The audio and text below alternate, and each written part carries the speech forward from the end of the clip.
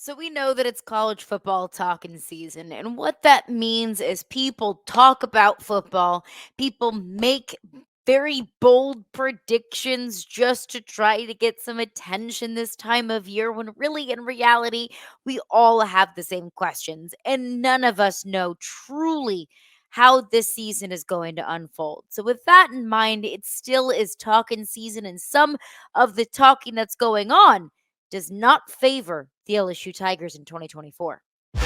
You are Locked On LSU, your daily podcast on the LSU Tigers. Part of the Locked On Podcast Network. Your team every day.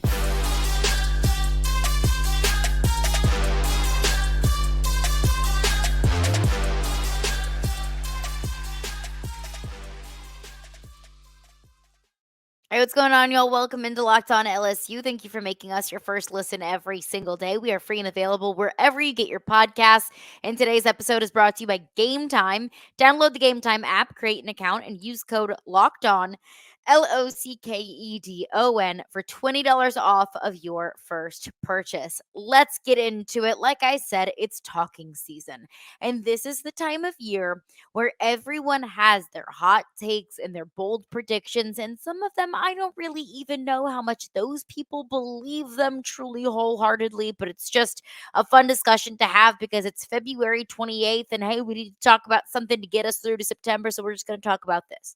But we know that there are bold predictions that come out every single day. One day they might say this team's a national title contender. The next they can say it's overrated. One day you could say that this quarterback is a shoo-in for the Heisman. The next you'll say, well, he's just carried by his team around him. We know every single year this happens. And also we know that there are so many Twitter accounts and fan accounts that put things out there simply for engagement. But we still fall into the trap. I'm guilty of it. You're guilty of it. We all are guilty of it. But since it's talking season, let's do some talking, or at least let's react to some talking that's been done. This was a graphic that was put out there by College Football Report. Now, I'm going to be honest with you. I don't know who runs College Football Report. I don't know if there is any sort of journalistic integrity to what College Football Report does. I'm going to lean toward probably not. And that's no knock to what College Football Report does and the content that they put out there. That's just the nature of Twitter. Like, that's just the nature of social media. But they've got 77,000 followers. So whether there's merit to what they have to say or not, whether you care what this Twitter account has to say or not, people care. Like, people ingest this kind of this content, and people react to it. That's just the nature of Twitter. You say crazy things, people react to it. So they put out their preseason college football tiers. Tier 1, national title favorites.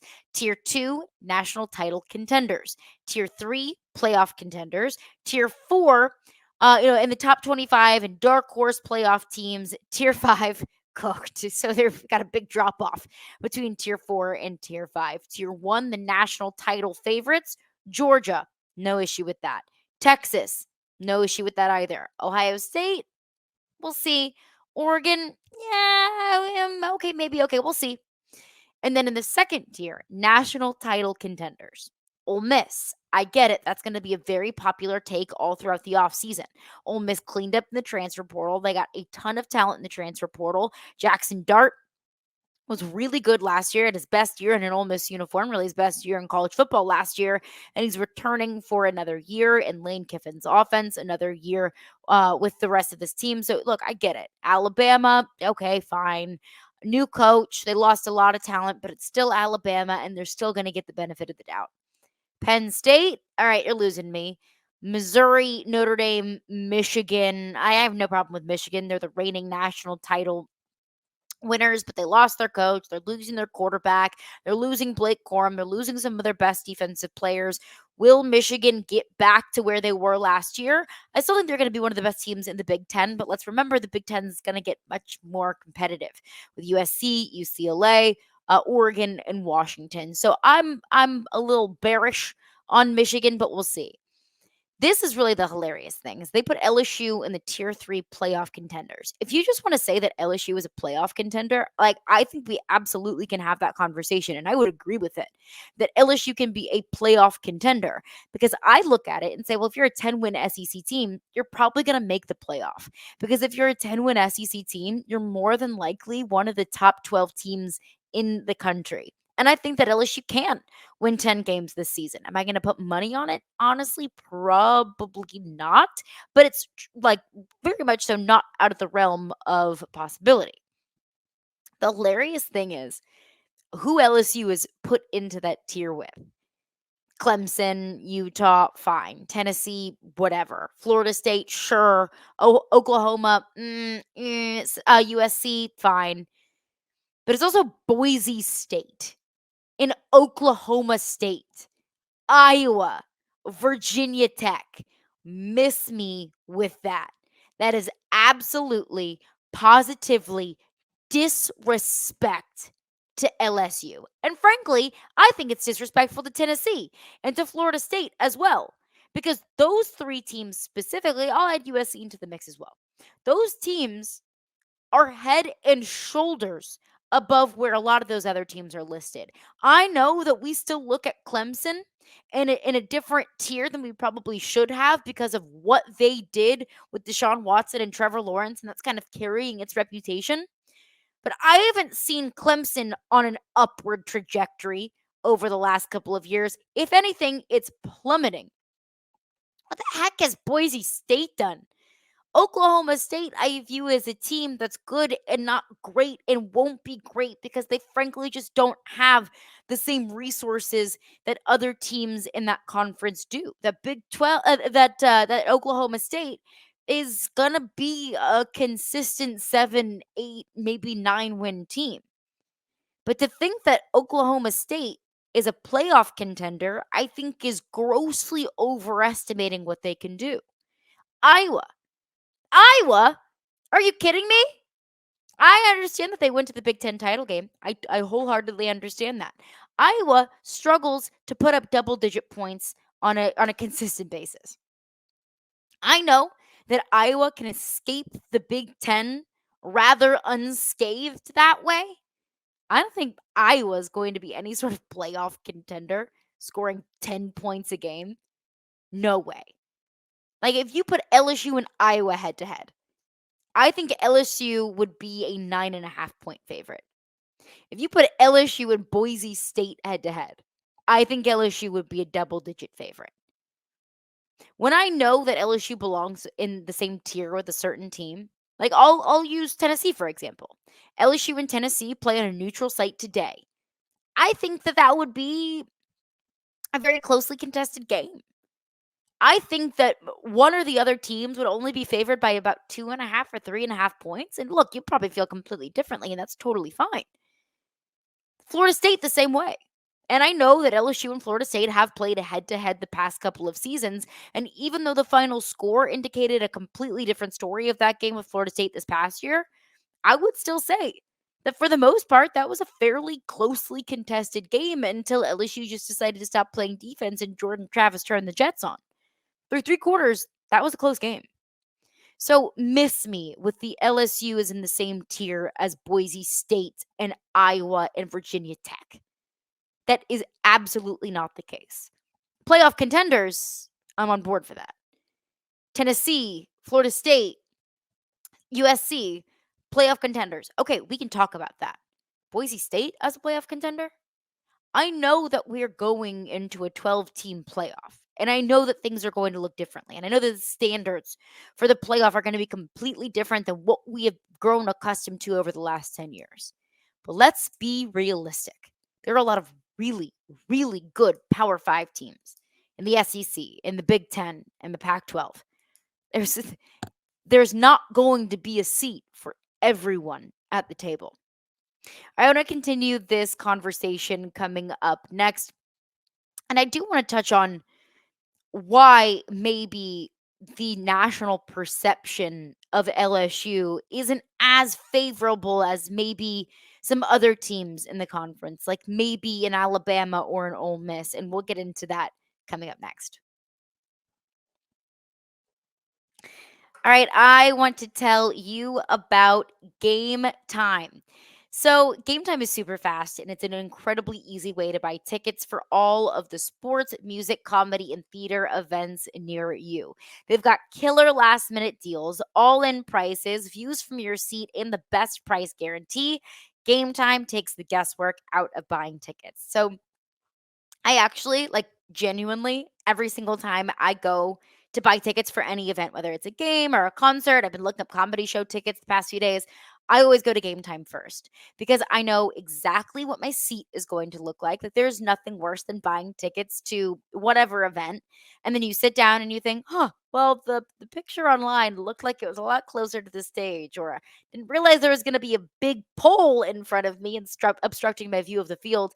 That's not the case with Game Time. You know exactly what you are going to get and what your view will be. I also know that Game Time has the best price guarantee.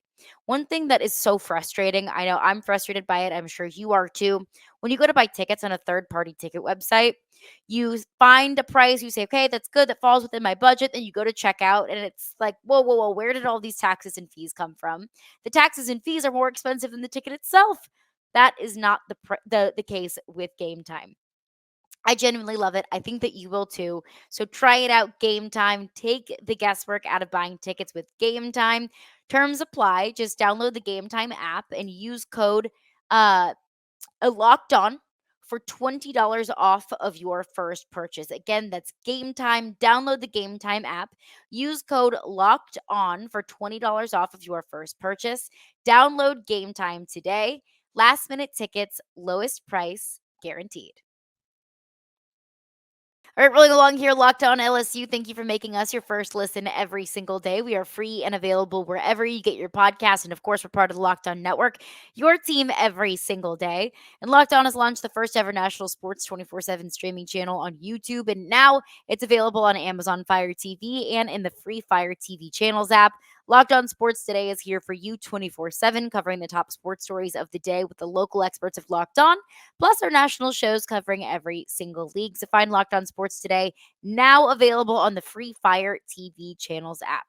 So this is a Twitter account called College Football Report that put LSU in the same tier of playoff contenders as Boise State and Oklahoma State and Iowa and Virginia Tech and Clemson. And look, this is not 2018 Clemson, okay? Like this Clemson team is not the same. We'll see if Dabo actually wants to get into the 21st century and start utilizing NIL in the transfer portal. But for right now, when you look at the trajectory of those two teams between LSU and Clemson, it's different. Okay, it's on different trajectories. And look, I know a lot of you are rolling your eyes, probably thinking, "Why? I do not care about what College Football Report has to say." There are a lot of people that do. 600,000 people have engaged with this tweet.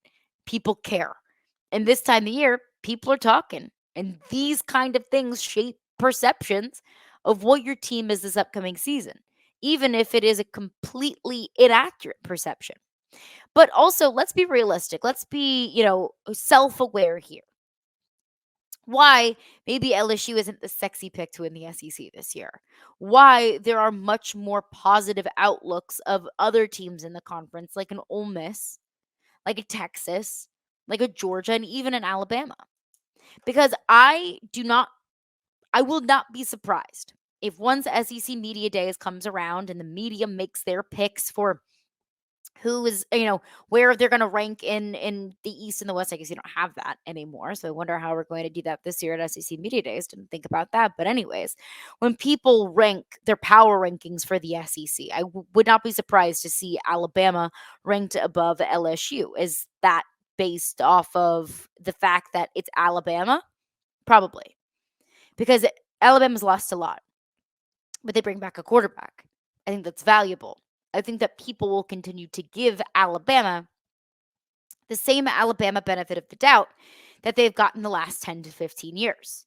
Is that fair? No, because you don't have Nick Saban anymore, because it was the Nick Saban benefit of the doubt. I always gave Alabama the benefit of the doubt whenever there were doubts about Alabama, because I always said, well, they got Nick Saban. Yeah, well, it's away, and the other team probably has the better quarterback, but the other team has Nick Saban, so I'm gonna give them the benefit of the doubt. That doesn't exist anymore, but it's still the Alabama brand, as silly as it might seem. Ole Miss is going to be talked about a lot this offseason because they return a quarterback. Because Lane Kiffin has won 10 games 2 out of the last 3 years. You know the last time before Lane Kiffin got there when Ole Miss won 10 games? Never. It's never happened before. And Ole Miss picked up an absolute haul in the transfer portal. Big time names. Juice Wells, who was South Carolina's top receiver before he got injured against Georgia. Picked up Logan Diggs from LSU, your second leading rusher behind Jaden Daniels. I mean, Walter Nolan, the top defensive player in the transfer portal, is heading to Ole Miss. So Ole Miss is going to be a popular team. You're probably not going to be. Now, that does not mean that you're not going to be a good team. It just means that there are certain benefits of the doubt other teams get that you don't get. The first one is the returning quarterback benefit of the doubt. You don't have that because you're not returning a quarterback, or at least a starting quarterback. And I think that lack of returning starting quarterback back benefit of the doubt is emphasized considering the quarterback that you're not bringing back. That you had the best quarterback in all of college football who won a Heisman Trophy and is likely going to be a top 5 pick, and you're moving on from him. Now, I'm encouraged about Garrett Nussmeier. I think you should be encouraged about Garrett Nussmeier. But the encouragement that I feel and that you probably feel as fans is different than how maybe the national media or national college football fans would view it. The second thing is not just that you're not returning a quarterback. You're losing your top 2 receivers in every statistical category, in receptions, in yards, and receiving touchdowns. Those 2 also will likely be first-round picks. Malik Neighbors likely is to be a top 10 pick, and I think that Brian Thomas will probably go later in the first round as well. So you're losing 3 future first-round players offensively. You're losing your offensive coordinator who coordinated the offense the last 2 years and coordinated the top offense in the country. Now, I'm optimistic about what Joe Sloan and Cortez Hankton can do. I have questions, but I'm at least optimistic because I saw what they did against Wisconsin and I can say, okay, cool, we can work with that. Again, that's optimism and a benefit of the doubt that, frankly, the national media will not give your new co-offensive coordinators. You see what I mean? And that's just the offense. It doesn't even take into account that you also are losing 2 of your 2 top starting defensive tackles in Mason Smith and Mekhi Wingo. That also takes into account that your defense stunk last year. It was horrendous last year. And I'm encouraged about what this new defensive coaching staff can do. But before I give this new defensive coaching staff credit, I need to see them actually coach. I need to see the defense actually improve on the field. I need to see this defense at least not be a liability. And I think that's fair. I'm not going to give this defensive coaching staff credit for something that they haven't done yet. So neither is the national media. So just keep that in mind. Whether you see it from a Twitter account and a graphic that very likely could only be designed for engagement and for people to get all worked up about it, just like I'm doing today, or whether it's national college football insiders and people whose opinions you trust and people who are so dialed in to the heartbeat of not just LSU, but of all of college football. Just keep that in mind. It doesn't mean that you're going to be a bad team. It doesn't mean that you're going to go 6-6 and get into the Gasparilla Bowl, whatever it is. I don't even know if the Gasparilla Bowl is for teams that go 6-6, but we'll see. It doesn't mean any of that. It doesn't mean that you're going to have a losing season. It doesn't mean that Brian Kelly is going to be on the hot seat. It just means that there's a lot of questions about this team. A lot of questions that we won't see answered until we actually watch games. And those are fair questions to have. All right, coming up next, I mentioned Jaden Daniels. And Jaden Daniels is making headlines during the NFL scouting combine. Is it for good or a bad reason? We'll get into that coming up next. This week is the NFL scouting combine going down in Indianapolis. So, head coaches, general managers, scouts, media, everyone is going to be in Indianapolis. And I know that all NFL eyes this week will be on the action going down in Indy. But it was reported, and I don't even know who first reported it. We saw it from the Tom Pelisseros and the Adam Schefters and the Ian Rappaports, all of the NFL insiders, that Jaden Daniels will not be throwing at the NFL scouting combine. Now, I've seen some messages on Twitter of, oh my gosh, what does this mean? Does that mean that Jaden Daniels' draft stock might plummet?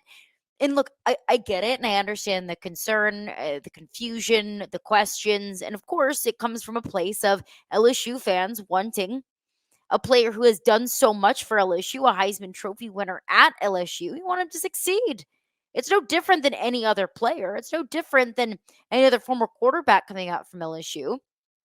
As we've seen how freaking fun it is when you have LSU alumni like Joe Burrow and Jamar Chase having as much success in the NFL as they are. And of course, it's not just those two, it's a very, very, very long list. We would need a much longer podcast to talk about how many LSU players have had success in the league. But you want him to succeed. You want him to do well. I want him to do well. I want him to succeed. So, of course, the questions and the concerns come from there. So, is that bad for his draft stock? No. No, it's not. It's actually not a concern to me in the slightest, nor do I think it should be a concern to you, even in the slightest. It's not a concern. It's not bad for your draft stock, and I'll explain why. First and foremost, Jaden Daniels' draft stock has absolutely skyrocketed. You know that. I know that.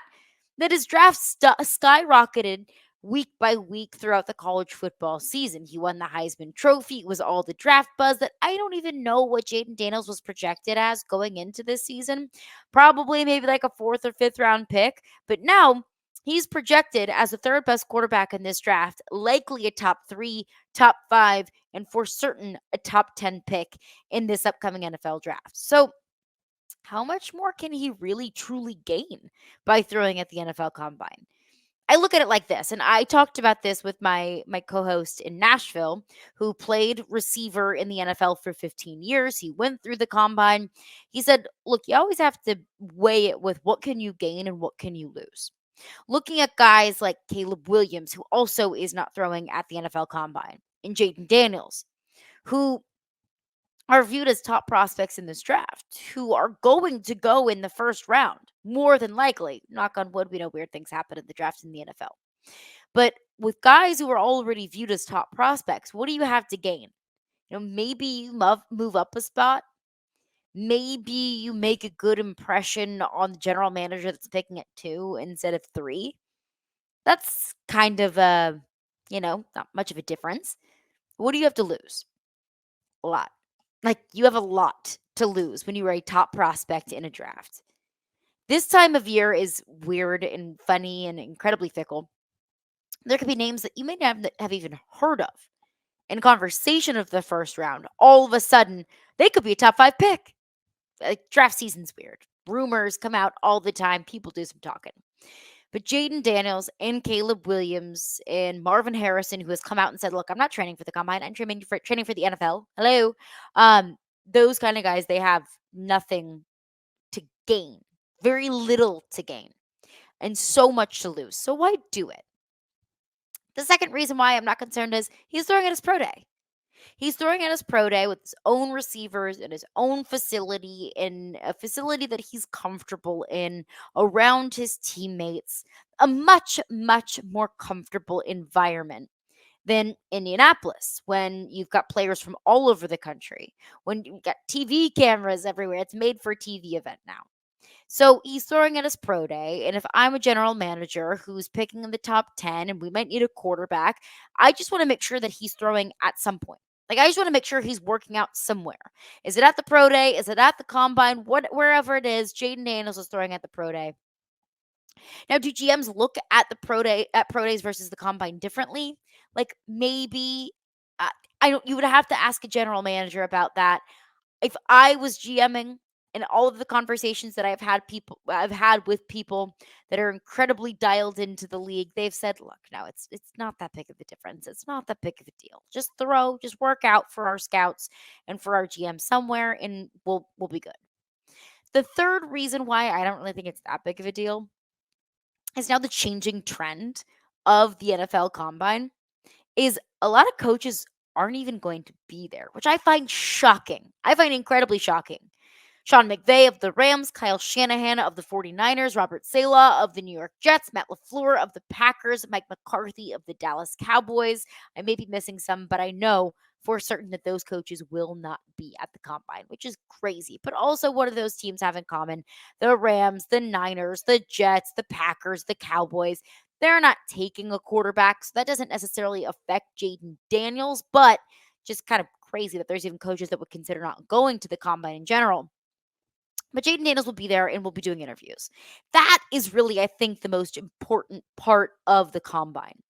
That yes, you can look at film, seeing them in person is different, but meeting them in person, talking to them in person, asking questions, being able to just sit down and see what kind of guy you are, what kind of person you are. We can see what kind of player you are on the field, in workouts, on tape, but we want to get to know you as a person, especially at the quarterback position. When you are going to be viewed as the face of the franchise and a leader of the team, we want to know how you tick. We want to know what makes you work. So, having those interviews and having the ability for not only Jaden Daniels to get in front of GMs, but for GMs to get in front of Jaden Daniels, that is really that's the bread and butter of the NFL combine. So, not worried about that, about why Jaden Daniels isn't throwing at the combine. All right, thanks again for making Locked On LSU your first listen every single day. We are free and available wherever you get your podcasts. Coming up on tomorrow's edition of Locked On LSU, we'll continue to do a deep dive into what this next weekend looks like for LSU on the recruiting front, plus all of the latest with your LSU Tigers. That's all coming up next on tomorrow's edition of Locked On LSU.